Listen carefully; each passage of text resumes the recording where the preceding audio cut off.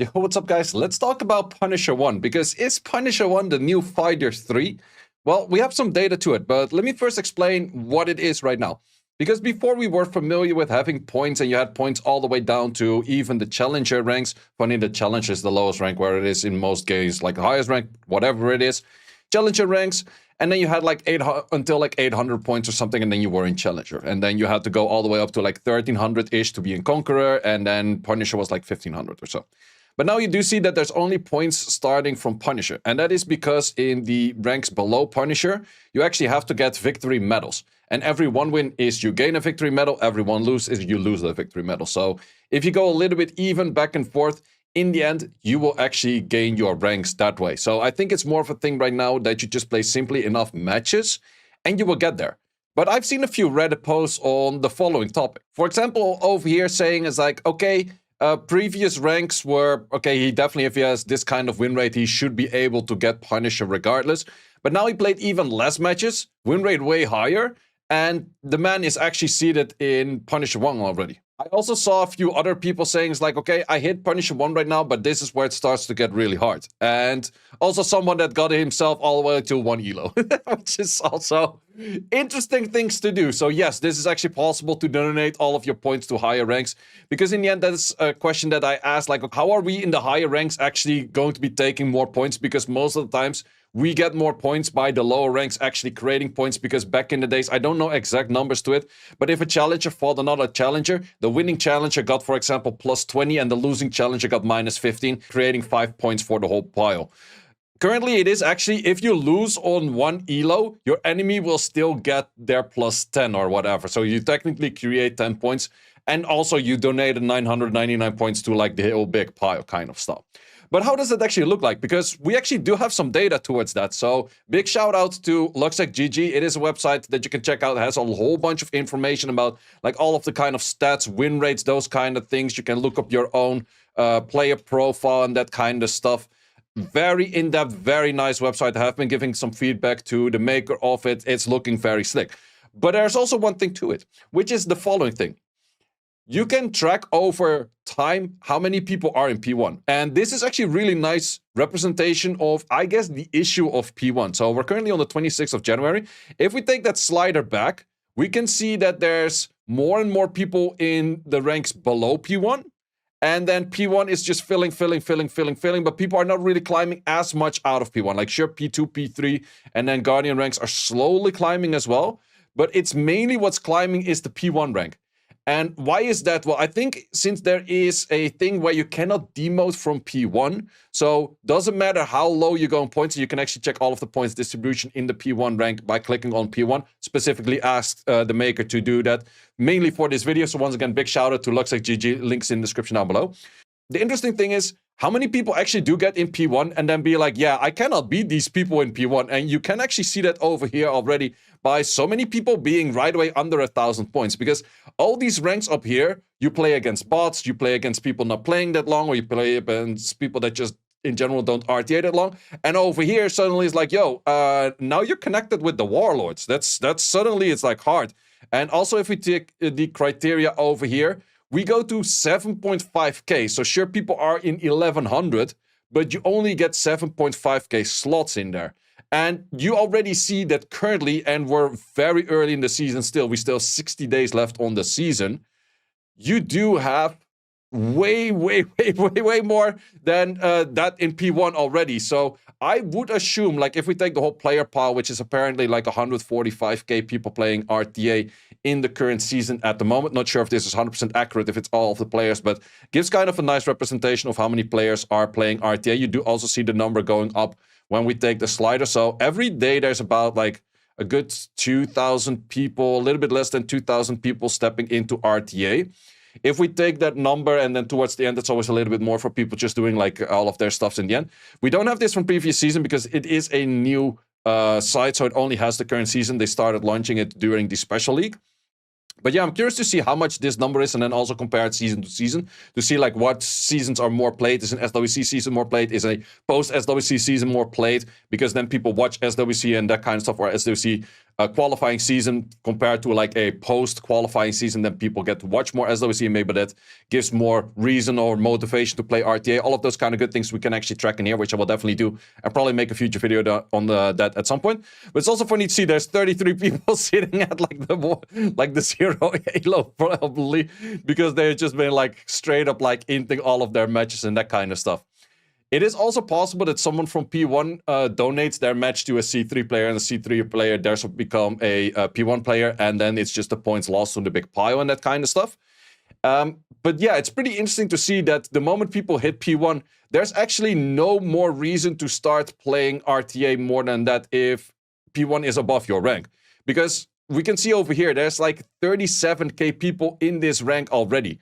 Out of those 37k, only 7.5 can actually, well, it's 7.5, still minus all of these. So even P2 rank is pretty much already filled. Almost, yeah, I think by these numbers, it would mean that P2 is already completely filled. Yep, it does show that P2 is already filled, even 24 points over P2. So that's actually pretty early fill on a season, because last season it took pretty much the whole season, like the last 2 weeks, things finally started filling up, and now P2 is pretty fast filled up. But that is because P1 is that crazy easy.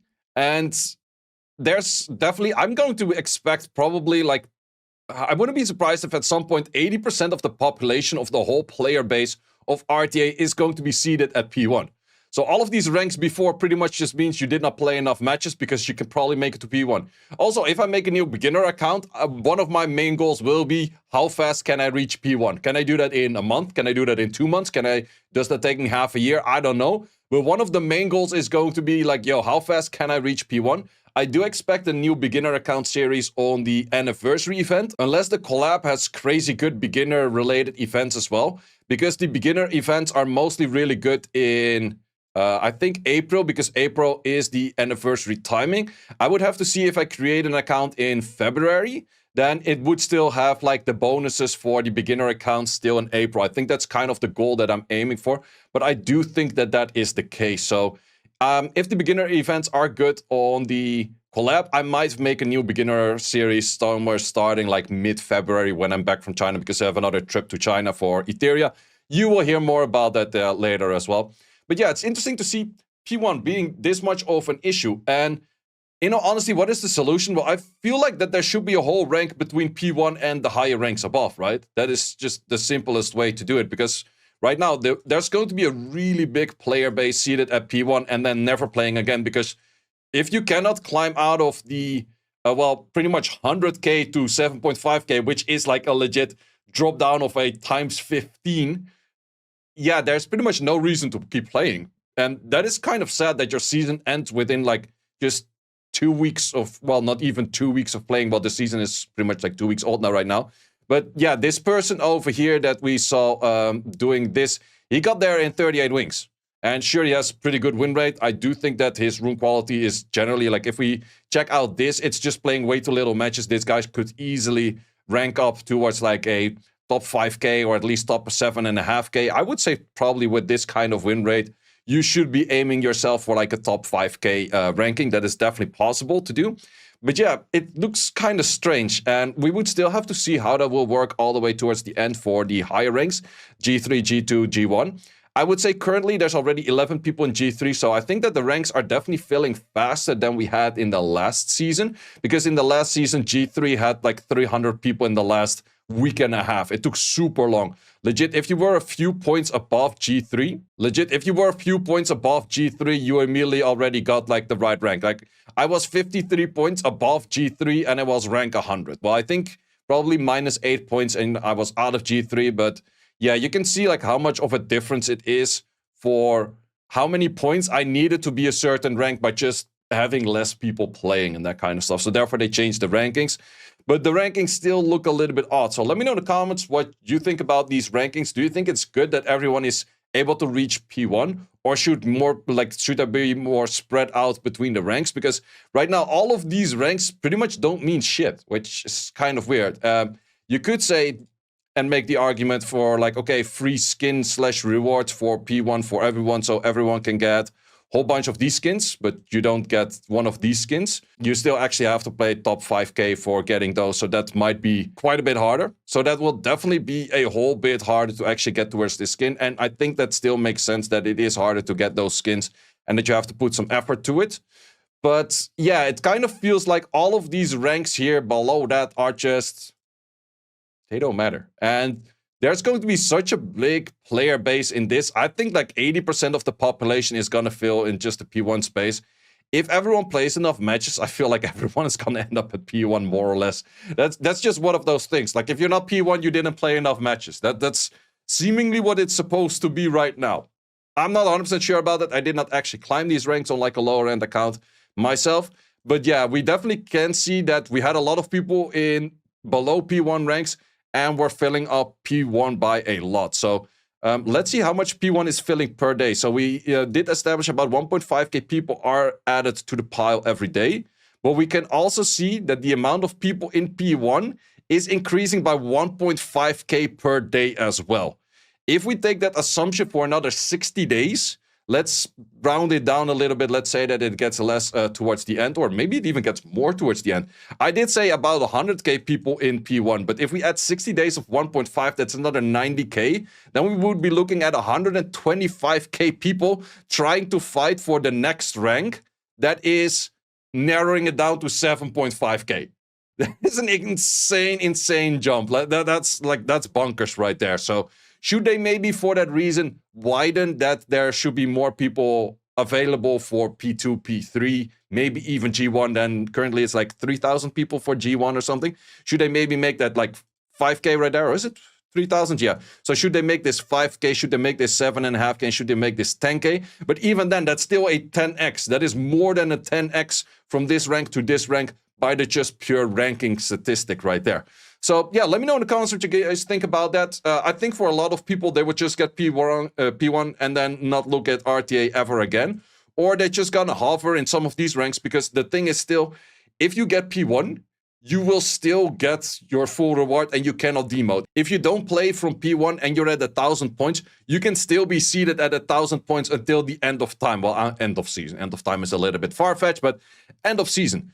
So for that reason, the best thing you can do for like a highest rank is just get P1, never play again.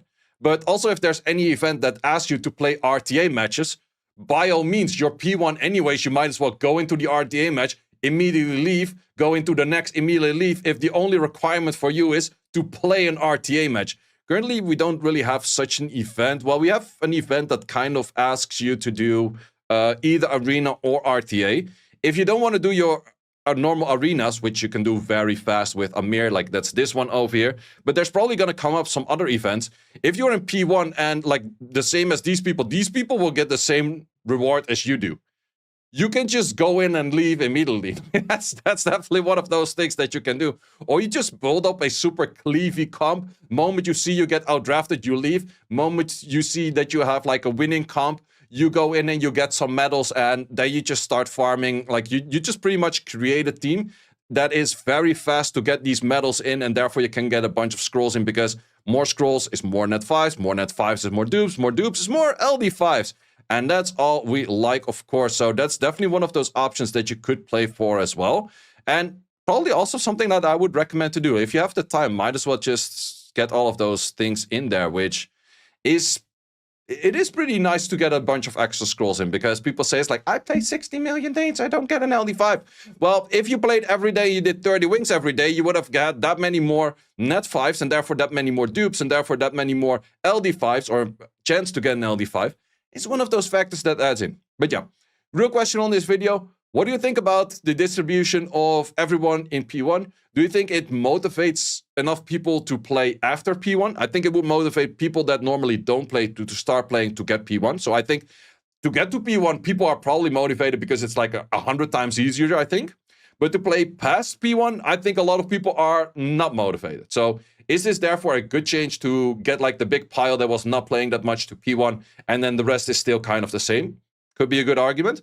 But on the other side, is it also demotivating people after you got P1 to be like, yeah, you might as well not play anymore right now? Let me know in the comments what you guys think about it, and see you as always in the next one. Thanks for watching. If you would like to see more guides, join the Discord and check out the content tab for the guide video archive, which contains all of the guides that you might need. Hope to see you there.